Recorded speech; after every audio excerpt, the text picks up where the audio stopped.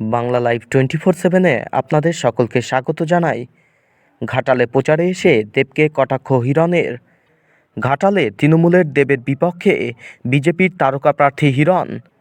প্রার্থী ঘোষণার পর থেকে দুজনই ব্যস্ত প্রচারে। বৃহস্পতিবার নির্বাচনী প্রচারে গিয়ে দেবের বিরুদ্ধে ক্ষোভ উগরে দেন হিরণ চট্টোপাধ্যায়। দেখুন কি অভিযোগ করলেন তিনি। আমি প্রথম দিন থেকে বলেছি যে ব্যক্তি দেবের সঙ্গে ব্যক্তি হিরণের কোনো লড়াই নয়, অভিনেতা দেবের সঙ্গে অভিনেতা হিরণের কোনো লড়াই নয়। দেব অনেক বড় সুপারস্টার, অনেক বড় মেগাস্টার, সেই জন্য লোকসভায় যেতে পারেন না। নিজেই বলছেন যে উনি সেলিব্রিটি সাংসদ। আজ অবধি ভারতবর্ষের কোনো সাংসদ বা কোনো বিধায়ককে বলতে শুনেছেন কখনো আপনাদের জীবদ্দশাতে যে আমি সেলিব্রিটি সাংসদ? শুনেছেন? আমি জিজ্ঞেস করছি, আপনারা উত্তর তো কখনো দেবেন। আপনারা তো বোবা নন, সাংবাদিক মানে তো বোবা নয়। সাংবাদিক মানে তো গণতন্ত্রের চতুর্থ স্তম্ভ। সেই গণতন্ত্রকে বাঁচানোর রক্ষা করার দায়িত্ব তো আপনাদেরও। তো আপনারা ভারতবর্ষের কখনো কোনো সাংসদকে বলতে শুনেছেন যে আমি সেলিব্রিটি সাংসদ? শুনেছেন? হ্যাঁ কি না? কখনো শুনেছেন? না। কোনো সাংসদ এসে বলে যে আমি নিজে সেলিব্রিটি সাংসদ? তো উনি নিজেকে বলছেন যে উনি নিজে সেলিব্রিটি সাংসদ।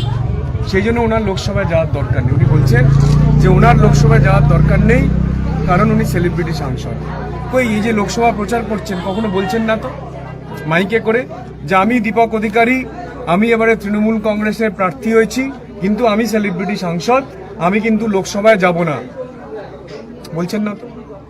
2014 যখন এসছিলেন পাঁশকুড়ার মিটিং থেকে উনি বলেছিলেন যে মাননীয় প্রাক্তন সাংসদ গুরুদাস দাশগুপ্ত তিনি লোকসভায় যান না, তিনি এই লোকসভার এরিয়াতেও আসেন না, উনি নাকি ওনাদের থেকে বেশি আসবেন, মানে গুরুদাস দাশগুপ্তর থেকে উনি বেশি সময় আসবেন এবং ওনার সঙ্গে বেশি সময় উনি লোকসভাতে যাবেন, ওনার থেকে উনি বেশি কাজ করবেন।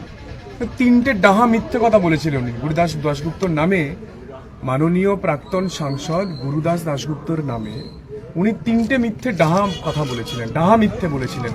ওই আপনারা তো প্রতিবাদ করেননি। আপনারা তো সেই 2014 আর্কাইভ তুলে দেখাচ্ছেন না এখন।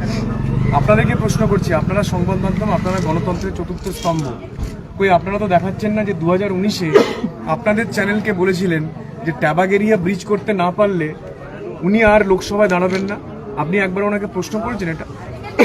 না, আমি জিজ্ঞেস করছি আপনাকে, আপনি কি ওনাকে একবারও এই প্রশ্নটা করেছেন যে মাননীয় দীপক অধিকারী মহাশয়, আপনি আমাদের ক্যামেরাতে বলেছিলেন যে 2019-এর লোকসভার প্রচারে যে আপনি ট্যাবাগেরিয়ার ব্রিজ করতে না পারলে আর লোকসভায় দাঁড়াবেন না? তাহলে কোনটা ভুল কোনটা ঠিক আপনি প্রশ্ন করেছেন কখনো? আপনি বারবার কি করছে ব্যক্তি আক্রমণ তো করিনি আমি। আজ অব্দি ব্যক্তিগত কোনো প্রশ্ন করেছি? আপনি বলুন না আমাকে, আমি জিজ্ঞেস করছি আপনাকে। শোনা যাচ্ছে যে আপনি ব্যক্তি আক্রমণ। না, আমি জিজ্ঞেস করে শোনা, আপনার ক্যামেরার সামনেই তো করছি যা কিছু। আমি তো মেঘের আড়ালে কিছু করছি না। আমি কি মাটির তলায় গিয়ে কিছু করছি না মেঘের আড়ালে গিয়ে করছি? যা কিছু করছি লাইভ করছি তো, যা কিছু করছি আপনাদের ক্যামেরার সামনে করছি তো। আপনাদের ক্যামেরার সামনে কখনো ধরা পড়েছে যে আমি ব্যক্তি দেবকে কখনো আক্রমণ করেছি? উনি লোকসভায় যান না, উনি সেটা নিজেও বলছেন যে আমি সেলিব্রিটি সাংসদ, আমি যাই না। ওনার দলেরই শতাব্দী রায়, তিনি তো লোকসভায় যান। তাহলে শতাব্দী রায় কি সেলিব্রিটি নন? উনি কি বলতে চাইছেন? ওনার দলের নেতা চিরঞ্জিত চক্রবর্তী, ওনার থেকে অনেক বড় স্টার, উনি কি বিধানসভায় যান না? তাহলে উনি একমাত্র সেলিব্রিটি? আপনি জিজ্ঞেস করবেন না ওনাকে। সমস্ত মানুষেরও জিজ্ঞেস করছি, শতাব্দী রায় কি সেলিব্রিটি নয়? অবশ্যই তো। চিরঞ্জিত চক্রবর্তী কি ওনার থেকে বড় স্টার নয়? তাহলে আপনারা তো সেসব প্রশ্ন করেন না।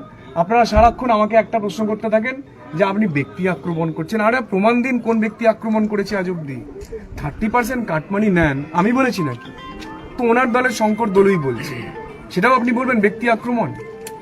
30% কাটমানি তো আপনার চ্যানেলে শুনেছি আমি, শঙ্কর দলীয় অডিও তো আপনাদের চ্যানেলে শুনেছি। তাহলে আপনি তো সেটা নিয়ে ওনাকে বলছেন না। ওনার সোনাচোর পিএ রামপদ মান্না আপনাদের চ্যানেলে তো দেখেছি যে গুজরাটের পুলিশ অ্যারেস্ট করতে এসছে, সিবিআই এর কেস চলছে, তো আপনাদের চ্যানেলে দেখেছি।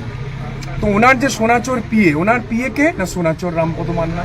তার সম্বন্ধে জিজ্ঞেস করেছেন যে রামপদ মান্না যে বলছে যে গরিব ভাই বোনের কাছ থেকে টাকা নিয়ে সাংসদ চাকরি দেয়, 44খানা চাকরি দিয়েছে, যেটুকু অডিওতে আপনার চ্যানেলে শুনেছি, আপনাদের চ্যানেলে যেটুকু শুনেছি যে 44টা চাকরি ওনার সোনাচোর পিএ রামপদ মান্না সাংসদের কোটাতে বিক্রি করেছে। আপনি প্রশ্ন করেছেন? যে রামপদ মান্না যেটা করেছে আপনি কখনো প্রশ্ন করেছেন, হ্যাঁ কি না? না না, কেন প্রশ্ন করেননি আপনি? কেন করেননি জিজ্ঞেস করছি, কারণটা কি? সে প্রসঙ্গে এইটা বিষয়টা আলাদা। কেন, কোন বিষয়টা আলাদা? মানে গরিব মানুষের কাছ থেকে চাকরি বিক্রি করবে সে প্রসঙ্গে আমাদের সেই খবর সেই হয়েছে। বিষয়ে খবরে না আপনি সাংসদকে জিজ্ঞেস করেছেন যে আপনার সোনাচোর পিয়ে এই যে কাজগুলো করে যাচ্ছে আপনি জানেন কি জানেন না? উনি জানেন কি জানেন না? এখনো তো ওনার পিয়ে রামপদ মান্না। আমি জিজ্ঞেস করছি হ্যাঁ কি না? ওনার পিয়ে কি এখনো রামপদ মান্না কি নয়? উনি শঙ্কর দলুইকে সাসপেন্ড করে দিয়েছে, রামপদ মান্নাকে সাসপেন্ড করেছেন এখনো? করেননি তো।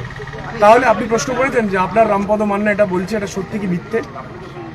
এই প্রশ্নগুলো তো করবেন। গণতন্ত্রকে বাঁচাতে গেলে সংবাদ মাধ্যমকে তো এগিয়ে আসতে হবে। সংবাদ মাধ্যম তো চতুর্থ স্তম্ভ।